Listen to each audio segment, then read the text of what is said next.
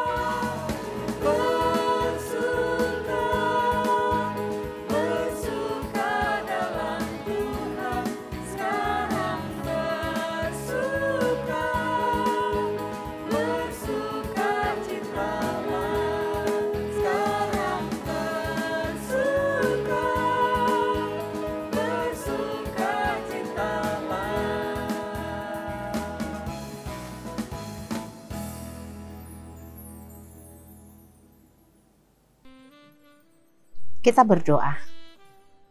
Terima kasih Bapa di surga, Allah yang penuh kasih dan senantiasa setia memelihara kehidupan kami. Terima kasih karena firman Tuhan senantiasa menjadi penunjuk jalan bagi kami, mengajarkan kami akan kebenaran-Mu. Dan biarlah saat ini Tuhan, kami juga boleh Engkau pimpin untuk boleh dengan segala kerendahan hati mendengarkan firman-Mu. Terpujilah Engkau Bapa, dalam nama Tuhan Yesus kami berdoa. Amin. Bapak, Ibu, dan saudara-saudara yang dikasihi oleh Tuhan Yesus Kristus, firman Tuhan hari ini yaitu tertulis dalam 1 Petrus 4 ayat 13. Begini firman Tuhan. Sebaliknya, bersukacitalah sesuai dengan bagian yang kamu dapat dalam penderitaan Kristus, supaya kamu juga boleh bergembira dan bersukacita pada waktu Ia menyatakan kemuliaannya. Dalam bahasa Batak dikatakan, marlasni roha mahamu, marguru tu saurmuna di akka hapor suhon natinaun ni Kristusi, asadohot hamu marlasni roha Jala Mariaya dinagabe patar hasangaponai. Demikian firman Tuhan. Saudara-saudara yang dikasihi oleh Tuhan Yesus Kristus, kita semua ingin berbahagia selalu, penuh sukacita, dan terhindar dari segala bentuk penderitaan atau apapun hal-hal yang dapat membawa kesusahan di dalam kehidupan kita. Itu bukan hanya sekedar harapan, namun juga permohonan kita kepada Tuhan. Itu sebabnya dalam setiap doa-doa kita sering mengucapkan, kita sering meminta supaya Tuhan menjauhkan kita dari segala pencobaan, dari segala penderitaan. Saudara-saudara yang dikasihi oleh Tuhan Yesus Kristus, namun sebenarnya sebagai orang percaya, kita justru dipersiapkan untuk siap menerima, menjalani, menghadapi penderitaan tersebut. Walaupun tadi kerinduan hati kita agar kita terhindar dari segala penderitaan. Karena Tuhan Yesus begitu jelas mengatakan, barang siapa yang ingin mengikut Dia, dia harus mau memikul salib. Salib di sana adalah sebagai lambang penderitaan. Seperti penderitaan yang telah dialami oleh Tuhan Yesus Kristus, demikian juga orang-orang percaya yang mau mengikut Tuhan Yesus, dia harus bersedia untuk memikul salib itu, untuk melewati, menghadapi setiap penderitaan yang itu adalah sebagai akibat atau konsekuensi dari imannya kepada Kristus. Namun saudara-saudara yang dikasihi oleh Tuhan Yesus Kristus, ketika kita berbicara soal menderita sebagai seorang pengikut Kristus, memikul salib, kita juga harus hati-hati. Karena tidak setiap penderitaan yang terjadi di dalam kehidupan kita ini, itu adalah bagian dari penderitaan sebagai orang Kristen. Penderitaan memikul salib. Karena begitu banyaknya penderitaan-penderitaan yang kita alami di tengah-tengah kehidupan kita setiap hari. Penderitaan itu terjadi bukan karena iman percaya kita. Tetapi begitu banyak orang-orang percaya mengalami penderitaan adalah karena perbuatannya, karena kesalahannya sendiri, karena kelalaiannya, kecerebohannya, karena kebodohannya di dalam kehidupannya. Oleh karena itu, saudara-saudara yang dikasihi oleh Tuhan Yesus Kristus, ketika ada orang harus menderita susah, karena ia memang tidak mau bekerja keras, ia pemalas di dalam kehidupannya, janganlah ia mengatakan penderitaannya itu adalah salib Kristus. Kalau ada orang sampai menderita dan susah dalam kehidupannya, karena ia tidak menjaga perkataan-perkataan yang keluar dari mulutnya, maka janganlah ia katakan kalau ia dibenci orang karena Kristus, atau kalau ada orang sampai masuk penjara karena ia mencuri dan melakukan berbagai bentuk kejahatan lainnya, janganlah ia mengatakan penderitaannya adalah salib Kristus. Tetapi penderitaan yang dimaksud oleh firman Tuhan adalah penderitaan yang terjadi di dalam kehidupan kita karena kita mengikut Dia. Penderitaan yang kita alami karena iman percaya kita kepada Kristus. Barangkali ada di antara kita yang harus menderita, dicemooh, dicela, diejek oleh orang-orang sekitarnya, oleh orang-orang yang tidak mengenal Kristus karena imannya kepada Kristus.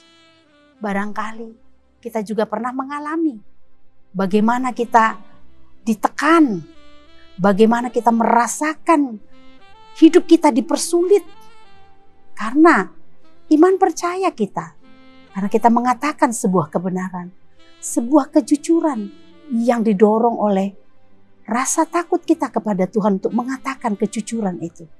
Atau banyak bentuk penderitaan yang lain yang bisa saja kita alami karena kita percaya, karena kita mau mengatakan kebenaran, karena kita mau menyaksikan iman kita di tengah-tengah sekeliling kita.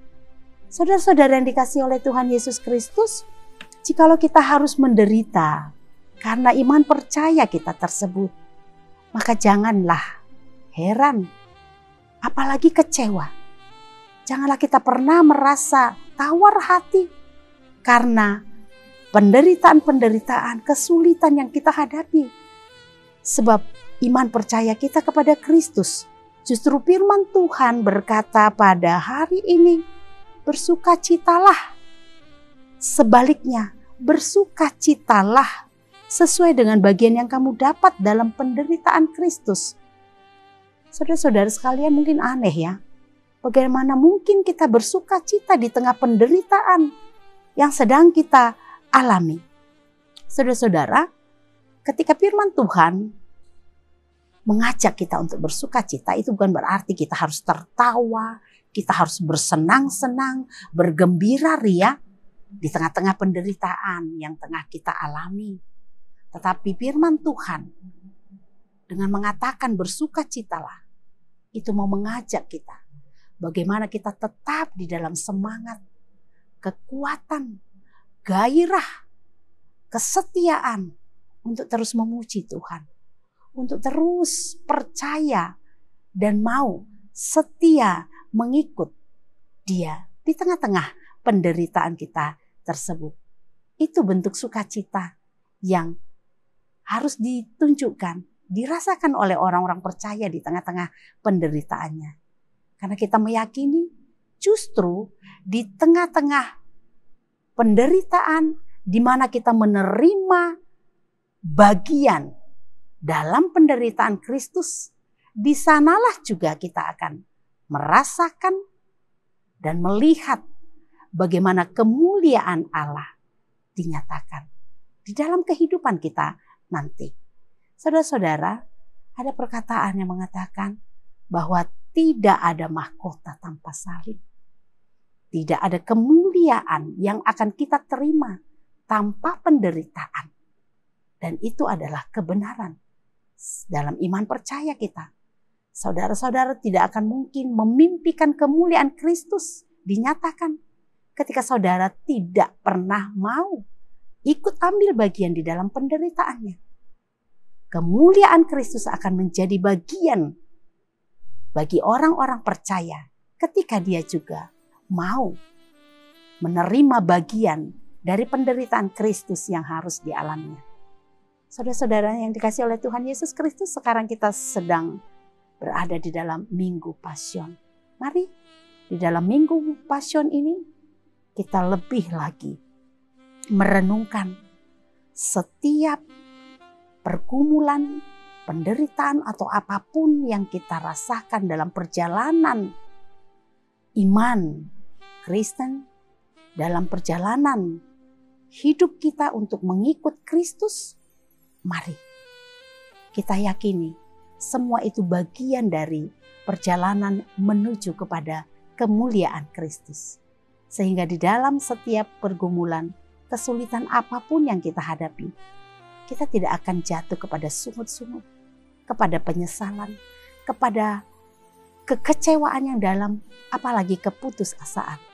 Karena di tengah-tengah penderitaan itu, kita tengah bersiap diri untuk menyongsong kemuliaan, kemenangan yang akan dinyatakan Kristus lewat kematiannya dan kebangkitannya. Karena itu mari terus hidup setia kepada Kristus di tengah-tengah setiap pergumulan kita. Tuhan Yesus memberkati. Amin. Mari kita berdoa. Terima kasih Bapa di surga untuk firman-Mu yang telah mengingatkan dan memampukan kami untuk belajar setia kepadamu. Di tengah-tengah semua bentuk pergumulan, penderitaan yang kami lewati, di tengah-tengah perjalanan hidup kami sebagai orang yang percaya kepadamu. Tuhan, biarlah firman-Mu hari ini benar-benar semakin memampukan kami untuk menyaksikan iman kami, untuk boleh terus menjalani kehidupan kami di dalam sukacita, di dalam pengharapan, seberat apapun keadaan, situasi yang masing-masing kami hadapi. Terima kasih Bapa, biarlah sepanjang hari ini kami boleh jadikan firman-Mu Tuhan sebagai kekuatan bagi kami. Terpujilah Engkau Bapa di surga, hanya di dalam nama Tuhan Yesus Kristus kami berdoa dan mengucap syukur. Amin. Saudara-saudara yang dikasihi oleh Tuhan Yesus Kristus, mari terus kita menjaga kesehatan kita di tengah-tengah situasi pandemi yang belum berakhir sepenuhnya. Mari terus jaga kesehatan, tetap memakai masker. Tuhan Yesus memberkati. Sampai jumpa.